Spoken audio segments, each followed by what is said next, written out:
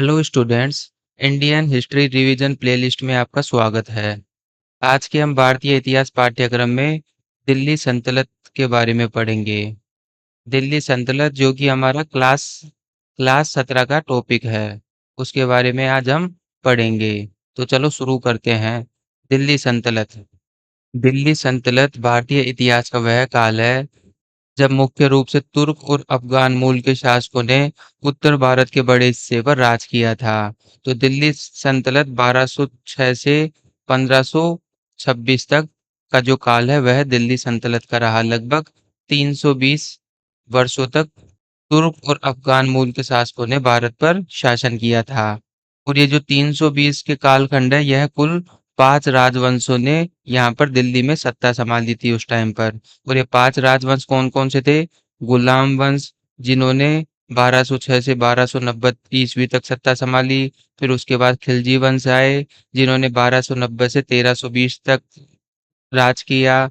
फिर तुगलक वंश आए, जिन्होंने 1320 से 1412 तक राज किया। फिर सैयद वंश आए, जिन्होंने 1414 से 1450 तक राज किया। और फिर लोधी वंश आए, जिन्होंने 1451 से 1526 तक राज किया। और फिर 1526 में भारत पर बाबर का आक्रमण हुआ और मुगल साम्राज्य की नींव रखी गई।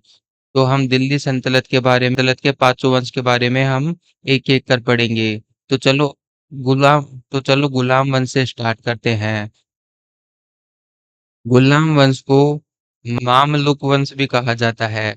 गुलाम वंश को मामलुक वंश भी कहा जाता है। अगर एग्जामिनर आपसे मामलुक वंश के बारे में बात करे तो समझ जाना कि गुलाम वंश के बारे में पूछा है। और गुलाम वंश की स्थापना किसने की थी?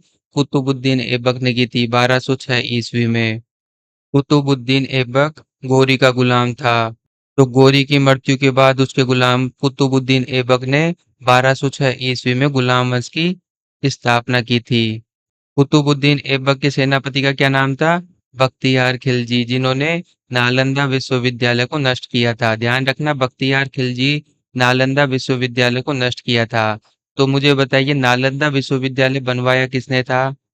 नालंदा विश्वविद्यालय गुप्त काल में कुमारगुप्त प्रथम ने बनवाया था। किसने बनाया था? कुमारगुप्त प्रथम ने बनवाया था। और इनको शक्रादित्य भी कहा जाता है। शक्रादित्य कुमारगुप्त प्रथम का ही नाम है। ठीक है। तो नालंदा विश्वविद्यालय किसने नष्ट किया था? बख्तियार खिलजी, जो कि कुतुबुद्दीन ऐबक के सेनापति थे।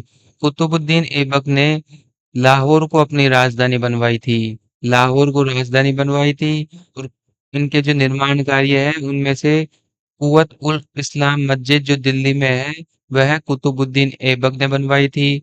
कुतुब मीनार की नींव भी कुतुबुद्दीन ऐबक ने रखी थी। ध्यान रखना, सिर्फ नींव रखी थी, बनवाई इल्तुतमिश ने थी। और अढ़ाई दिन का झोपड़ा जो कि अजमेर में है, उसका निर्माण भी कुतुबुद्दीन ऐबक ने किया था। इसे अढ़ाई दिन का झोपड़ा क्यों कहते हैं? क्योंकि इसका पूरा निर्माण सिर्फ 2.5 दिन में हुआ था। कुतुबुद्दीन ऐबक को लाख बख्श भी कहा जाता है। कुतुबुद्दीन को दान करने का कुतुबुद्दीन ऐबक दानवीर था, तो उन्हें लाख बख्श कहा जाता है। और कुतुबुद्दीन ऐबक ने अपने राज्य का विस्तार बढ़ाने के बजाय जितना राज्य है उसी को ही सुदृढ़ करना अपना लक्ष्य बनाया। इसलिए हमेशा वह सिर्फ लाहौर में ही राजधानी बनाई, लाहौर में ही 1206 से 1210 का जो उनका टाइम पीरियड था, वह लाहौर में ही उन्होंने निकाला था। और उनकी मृत्यु भी 1210 में लाहौर के चौगान स्टेडियम में पोलो खेलते समय घोड़े से गिरकर उनकी मृत्यु हुई थी। ठीक है।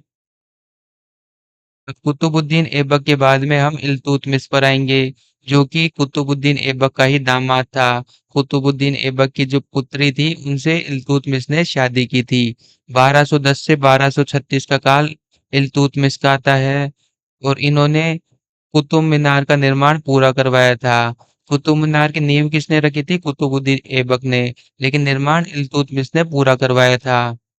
देखो, कुतुबुद्दीन की जब मृत्यु हुई थी, तो उनका पुत्र आराम शाह ने उनका सबसे पहले शासन संभाला। और कितने दिनों तक शासन संभाला था? 8 महीने तक ही शासन संभाल पाए। और फिर उसके बाद इल्तुतमिश ने आराम शाह की हत्या कर 1210 में गद्दी पर बैठा।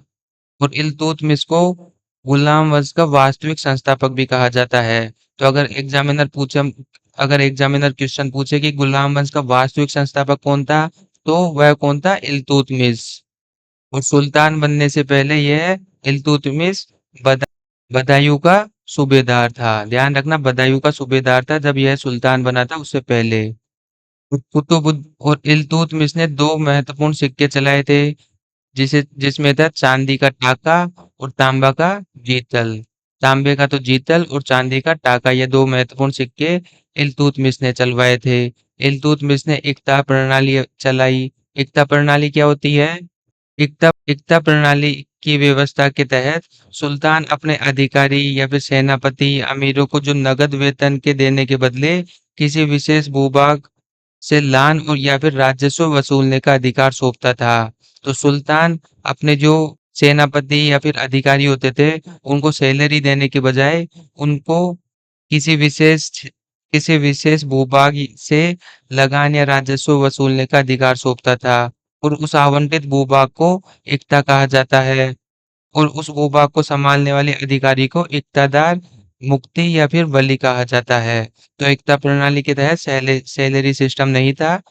किसी पर्टिकुलर क्षेत्र को आवंटित कर दिया जाता था अधिकारियों को, और वहां पर जो राजस्व वसूलने का जो अधिकार है, वह अपने सेनापति या फिर अधिकारियों को दे दिया जाता था।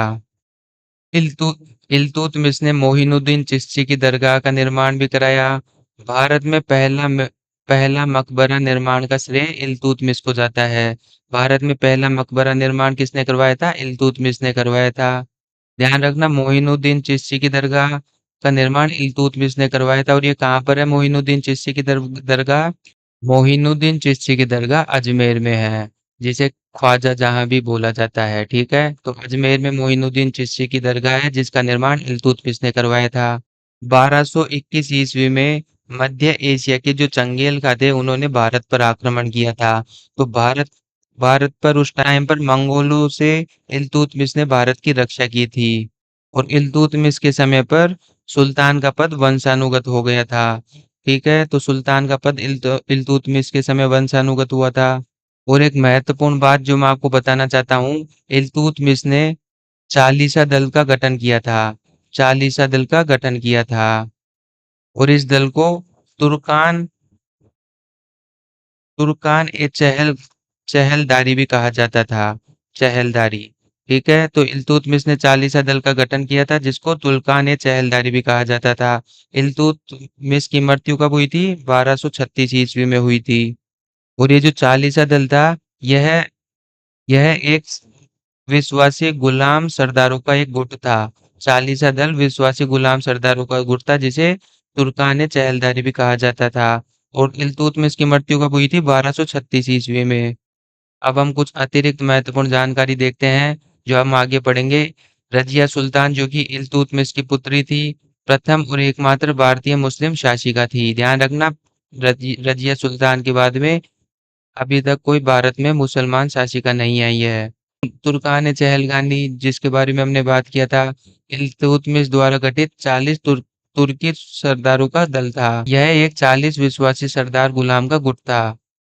और दिल्ली सल्तनत की जो दरबारी भाषा थी, वह कौन सी थी? फारसी थी। ठीक है, फिर इल्तुतमिश के बाद फिरोज आए। इल्तुतमिश के बाद गुलाम वंश के अगले शासक कौन बने? रुकनुद्दीन फिरोज। इल्तुतमिश के बाद उनका पुत्र रुकनुद्दीन फिरोज गद्दी पर बैठा। चूंकि इल्तुतमिश ने सुल्तान का पद वंशानुगत कर दिया था, तो फिर रुकनुद्दीन फिरोज ने उनका शासनकाल संभाला। लेकिन यह एक अयोग्य शासक था। रुकनुद्दीन फिरोज एक अयोग्य शासक था। इनके काल में इनकी मां शाह तुर्कान के अवांछनीय प्रभाव से परेशान हो तुर्की अमीरों ने इल्तुतमिश की पुत्री रजिया को सिंहासन सौंपा। तो फिरोज का शासनकाल ज्यादा समय तक नहीं चला। फिर उनकी बहन या फिर इल्तुतमिश की पुत्री रजिया सुल्तान ने शासन संभाला। रजिया सुल्तान का शासनकाल कब से कब तक रहा? 1236 से 1240 तक।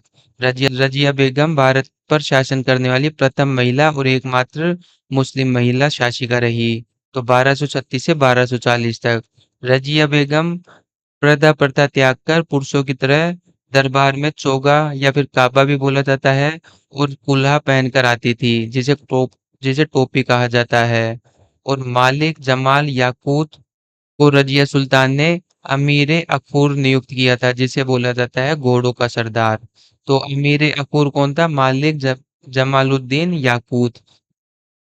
गैर तुर्कों को सामंत बनाने के रजिया के प्रयासों को विफल कर तुर्की अमीरों ने इसे बंदी बना लिया था।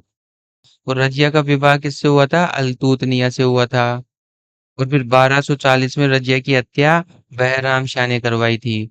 बहराम शाह ने कुछ हिंदू डाकुओं के द्वारा कैथल के पास में इनकी हत्या करवा दी थी। हमने अभी पढ़ा था चालीसी गठन, जो कि 40 गुलाम सरदारों का एक झुंड समूह हुआ करता था, जिसकी स्थापना इल्तुतमिश ने की थी। लेकिन अब हम पढ़ेंगे आगे बलबन के बारे में, जिन्होंने यह चालीसी के गठन को हटा दिया था। ठीक है, तो हमें यह याद रखना है, छोटे छोटे पॉइंट जो एग्जाम के लिए इम्पोर्टेंट है, कि चालीसी का गठन किसने किया था और हटाया किसने था।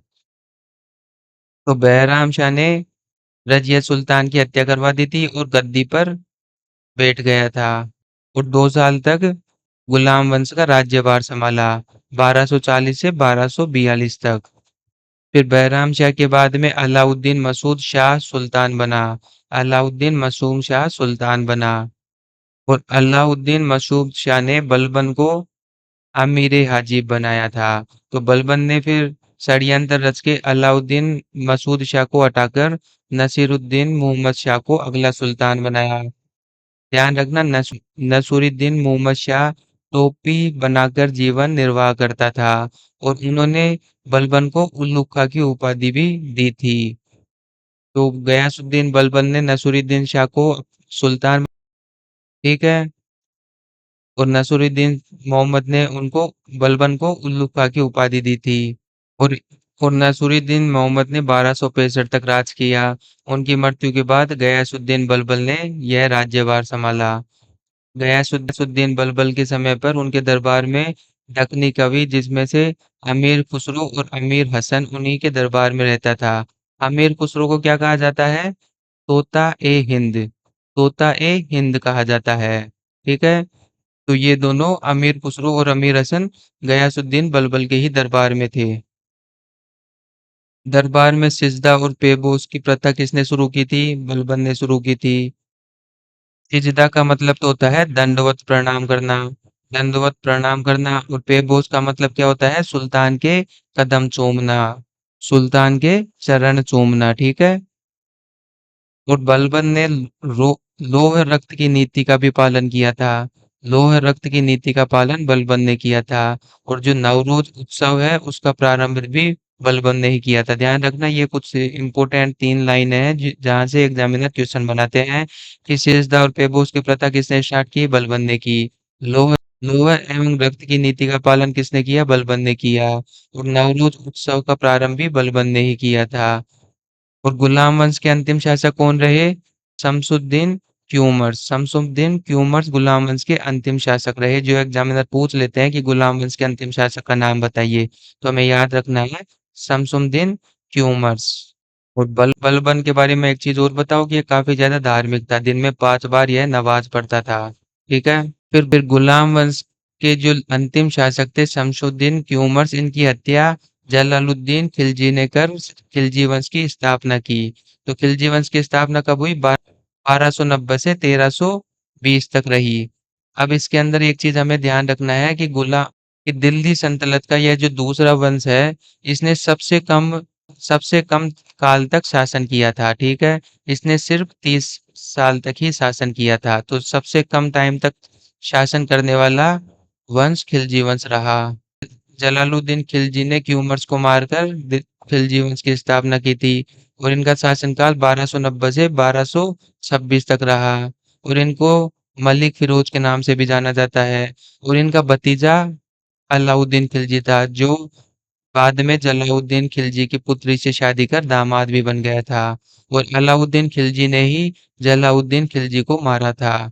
तो 1296 से 1316 तक अलाउद्दीन खिलजी का शासनकाल रहा, जो काफी क्रूर सुल्तान रहे। जलालुद्दीन खिलजी की गद्दी पर बैठने को खिलजी क्रांति कहा जाता है, जिसने तुर्क अमीरों के एकाधिकार को समाप्त कर दिया था। ध्यान रखना, जलाउद्दीन खिलजी के गद्दी पर बैठने को खिलजी का क्रांति कहा जाता है। अलाउद्दीन नहीं, जलाउद्दीन का जलाउद्दीन है, ठीक है। अब आते हैं अलाउद्दीन खिलजी के ऊपर, जो 1296 से 1316 तक इनका इनका शासनकाल रहा। और इन्होंने इन्होंने अपना राज्याभिषेक कहाँ करवाया था? बलबन के लाल महल में। जो बलबन का लाल महल है, उसमें इन्होंने अपना राज्याभिषेक करवाया था। और दक्कन अभियान के सफलतापूर्वक कंप्लीट हो जाने के बाद इन्होंने सिकंदर शानी की उपाधि धारण की थी। अलाउद्दीन ने सिक्कों पर तारीख लिखने की प्रथा भी अलाउद्दीन ने ही शुरू की थी। और सैन्य सुधार के कुछ नियम बनाए, जैसे कि सेना को नगद वेतन देना, जो कि इसके पहले गुलाम वंश के इल्तुतमिश थे। उन्होंने एकता प्रणाली के तहत सेना को नगद वेतन देने के बजाय कोई पर्टिकुलर लैंड पर वहां पर भू राजस्व का कार्यभार दिया जाता था, ठीक है। तो इल्तु तो अलाउद्दीन खिलजी ने वापस से सेना को नगद वेतन देना शुरू किया। और अलाउद्दीन खिलजी के समय सबसे बड़ी स्थायी सेना थी। घोड़ा दागने और सैनिकों का हुलिया बदलने की प्रथा भी अलाउद्दीन खिलजी ने शुरू की थी। राजस्व कर क्या था? अलाउद्दीन के टाइम पर राजस्व कर काफी बढ़ा दिया गया था। जैसे कि खराज कर, जो क्या होता था, भू राजस्व की जो इंटरेस्ट रेट था, जो ब्याज था, उसे बढ़ाकर उपज का आधा कर दिया था। भूमि पर जो उपज होती थी उसका 50% तो सिर्फ भू राजस्व दिया जाता था, भू राजस्व कर, जिस कर को खराज कर भी कहा जाता है। और खम्स खम्स को क्या कहा जाता है? लूट का धन। दूसरे राज्य पर आक्रमण करने के बाद उस उसका धन लूटना खम्स कहा जाता है। तो सुल्तान का हिस्सा इसमें पहले 1/4 25% होता था, लेकिन अलाउद्दीन खिलजी ने इसे 75% कर दिया, 3/4 कर दिया। और बाजार नियंत्रण प्रणाली काफी सख्त थी। मूल्य नियंत्रण प्रणाली अपनाई इन्होंने। शहनाई मंडी बाजार नियंत्रण का सर्वोच्च अधिकारी माना जाता था। बलबन के राज्य दरबार में अमीर खुसरो रहते थे। और वह अलाउद्दीन के दरबार में भी रहते थे, जिन्हें तोताए हिंद कहा जाता था। अलाउद्दीन के दरबारी कवि थे। और इन्हें सितार और तबले का आविष्कारक भी बोला जाता है। तो सितार और तबले का आविष्कार किसने किया था? अमीर खुसरो ने किया था। अब हम पढ़ेंगे अलाउद्दीन खिलजी के कुछ निर्माण स्थल के नाम, जैसे कि जमायत खाना मस्जिद, जो अलाउद्दीन खिलजी ने बनाई। अलाई दरवाजा, जिसे इस्लामी वास्तुकला का रतन भी कहा जाता है, अलाउद्दीन खिलजी ने बनाया। सिरी का किला भी अलाउद्दीन खिलजी ने बनाया। और हजार खंबा महल भी अलाउद्दीन खिलजी ने बनाया। मलिक याकूब को दीवान रियासत नियुक्त किया गया। अलाउद्दीन के टाइम पर मलिक याकूब को दीवान रियासत नियुक्त किया गया। और मलिक काफूर, जो कि एक किन्नर था, उसको अलाउद्दीन खिलजी ने 1000 दिनार देकर खरीदा था, तो उसको 1000 दिनारी भी कहा जाता है। और दक्षिण अलाउद्दीन खिलजी ने दक्षिणी भारत की विजय के लिए मलिक काफूर को भेजा था। चित्तौड़ अभियान, रानी पद्मावत रानी पद्मिनी और रावल रतन सिंह से जुड़ा हुआ है। 1303 ईस्वी में अलाउद्दीन खिलजी रानी पद्मावती को पाना चाहते थे। और रावल रतन सिंह और अलाउद्दीन खिलजी के बीच में काफी युद्ध हुए। जो पद्मावत मूवी वह इसी पर आधारित है। अलाउद्दीन खिलजी ने चित्तौड़ पर विजय हासिल की, लेकिन रानी पद्मिनी ने आग में कूदकर अपना प्राण त्याग किया था।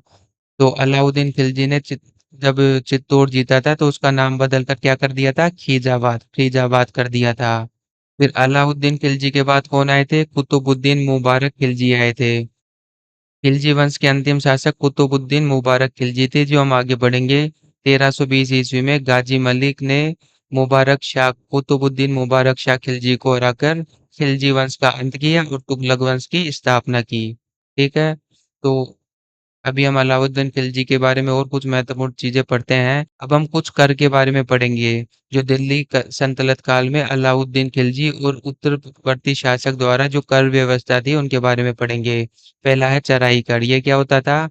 दुधारू पशु को चरने के लिए जो मैदान दिया जाता था, उस मैदान पर लिया जाने वाला कर को चराई कर कहा जाता है। गढ़ीकर क्या होता था? आम लोगों को जो रहने के लिए घर और झोपड़ी आम लोग रहने के लिए जो घर और झोपड़ी बनवाते थे, तो उस जगह के लिए, उस लैंड के लिए भी कर लगता था, जिसे गढ़ी कर कहते हैं। ठीक है, और यह कर सुल्तान लेता था। यह कर सीधा सुल्तान के पास जाता था। जो आम लोग रहते थे घरों में, और घरों में रहने के लिए भी कर देना पड़ता था उस टाइम पर। जजिया कर क्या होता है? गैर मुसलमानों से लिया जाने वाला कर जजिया कर था। गैर मुसलमानों की रक्षा सुरक्षा करने और धर्म की रक्षा करने के लिए उनसे जजिया कर मांगा जाता था। हमें पता है कि यह जो सल्तनत काल था, यह पूरा मुसलमानों का काल था। तो गैर मुसलमानों के धर्म की रक्षा और उनकी सुरक्षा के लिए लिया जाने वाला कर जजिया कर था। और ज़कात का क्या होता था? जो अमीर मुसलमान होते थे, उनसे धार्मिक दान के लिए उनकी संपत्ति से कुछ परसेंट धार्मिक दान के लिए लिया जाता था। उसको ज़कात कर कहते थे। ध्यान रखना, जजिया कर और ज़कात कर मोहम्मद बिन कासिम द्वारा लगाया गया था। मोहम्मद बिन कासिम द्वारा लगाया गया था, जो कि दिल्ली सल्तनत से पहले हमने पढ़ा है। खराज कर क्या होता है? भू राजस्व, जो कृषि भूमि पर जो उपज होती थी, उस पर लिया जाने वाला कर था। अलाउद्दीन खिलजी के टाइम पर जो उपज का 50% तक उन्होंने खराज कर लिया था। उर्स कर क्या होता है? उर्स कर मुसलमान भूस्वामी द्वारा उपज का 10% सुल्तान को देना पड़ता था। इस जमीन के मालिक मुसलमान होते थे, वहां पर जो उपज होती थी उस जमीन पर, उसका जो 10% है वह सुल्तान को दिया जाता था। उसको उर्स कर कहा जाता है। अलाउद्दीन खिलजी का मकबरा कहाँ पर है? दिल्ली में है। अमीर खुसरो, जिसे तोता ए हिंद कहा जाता है, वह अलाउद्दीन खिलजी के दरबार में भी था और बलबन के दरबार में भी था।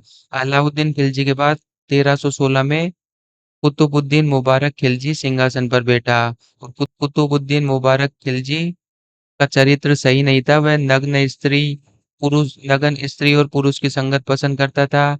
स्त्रियों के वस्त्र पहनकर वह दरबार में घूमता था, और अपने आप को खलीफा की उपाधि से उन्होंने खुद को नवाजा था। खिलजी वंश के समय पर बाजार नियंत्रण प्रणाली काफी कठोर थी। अगर आपने जितना ग्राम कम तोला है, उतने ग्राम का आपको अपने अपना मांस काट कर उसको बराबर करना पड़ेगा। तो इस तरीके की व्यवस्था थी। सैनिक सुधार के लिए इन्होंने दाग और हुलिया की प्रथा स्टार्ट की, अलाउद्दीन खिलजी ने। और नगद वेतन की प्रथा स्टार्ट की। अलाई दरवाजा, सीरी का किला, हजार खंबा महल, ये सब अलाउद्दीन खिलजी ने बनवाया। अलाई दरवाजा को इस्लामिक वास्तुकला का रत्न भी माना जाता है। अलाउद्दीन खिलजी का सपना विश्व विजय का था, तो इन्हें सिकंदर सानी भी कहा जाता था। तो दूसरा सिकंदर कौन था? अलाउद्दीन खिलजी। अब हम तुगलक वंश के बारे में अगले लेक्चर में पढ़ेंगे।